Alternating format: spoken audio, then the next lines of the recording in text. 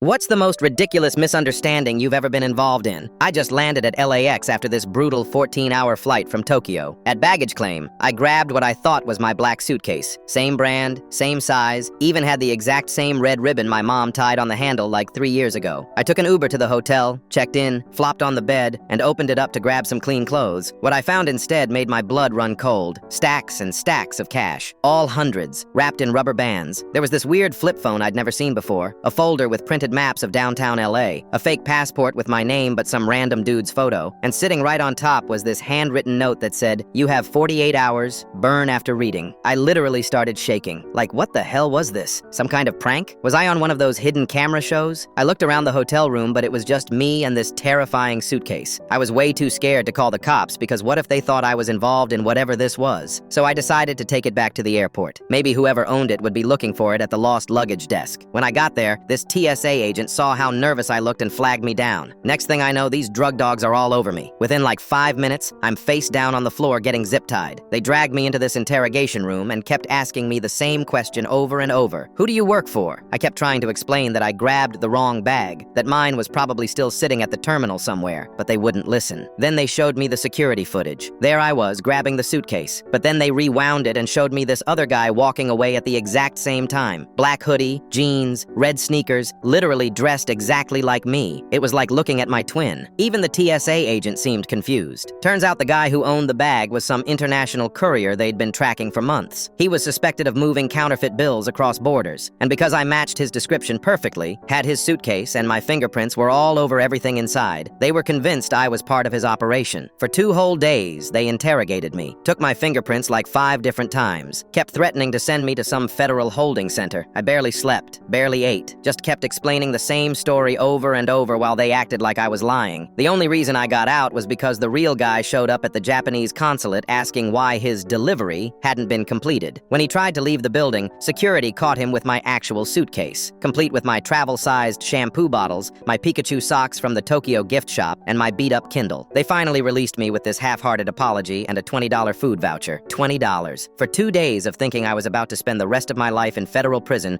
over some random dude's illegal money operation.